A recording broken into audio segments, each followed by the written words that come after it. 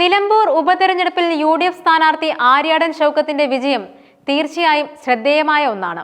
11,077 വോട്ടിന്റെ ഭൂരിപക്ഷത്തിൽ ഷൗക്കത്ത് നേടിയ ഈ വിജയം കേവലം ഒരു ജയം എന്നതിലുപരി നിരവധി രാഷ്ട്രീയ മാനങ്ങൾ പേറുന്നുണ്ട്.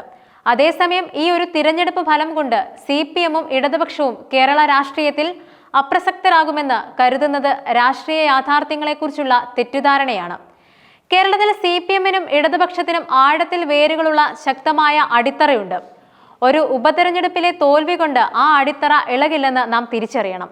നിലമ്പൂർ മണ്ഡലം എക്കാലത്തും UDF-ന് അനുകൂലമായ ഒരു രാഷ്ട്രീയ ചരിത്രമാണ് പേറുന്നത്. മുമ്പ് PV അൻവർ കോൺഗ്രസ് വിട്ട് ഇടതുപക്ഷ പാളയത്തിലെത്തിയപ്പോഴാണ് കഴിഞ്ഞ 2 തിരഞ്ഞെടുപ്പുകളിൽ ഇടതുപക്ഷത്തിന് വിജയം നേടാനായത്. അൻവറിന്റെ വ്യക്തിഗത സ്വാധീനവും അദ്ദേഹത്തിന് വോട്ടുകൾ ചോർത്താൻ കഴിഞ്ഞതും ഇടതുപക്ഷ വിജയത്തിൽ നിർണായകമായിരുന്നു. എന്നാൽ ഈ ഉപതെരഞ്ഞെടുപ്പിൽ അൻവർ ഇടതുപക്ഷത്തെ വെല്ലുവിളിച്ച് സ്വതന്ത്രനായി മത്സരിക്കുകയായിരുന്നു. പലതരം ധ്രുവീകരണങ്ങൾ സൃഷ്ടിച്ച് 19,760 വോട്ടുകൾ നേടാൻ അൻവറിന് കഴിഞ്ഞുവെന്നത് അദ്ദേഹത്തിന്റെ സ്വാധീനത്തെയാണ് കാണിക്കുന്നത്. ഈ വോട്ടുകൾ UDF-ന് ലഭിക്കാതെ പോയെങ്കിലും അൻവറിന്റെ സഹായമില്ലാതെ ഷൗക്കത്തിന് ഇത്രയും വലിയ ഭൂരിപക്ഷം നേടാനായത് അദ്ദേഹത്തിന്റെ രാഷ്ട്രീയമായ പ്രതികാരമായി തന്നെ വിലയിരുത്താവുന്നതാണ്.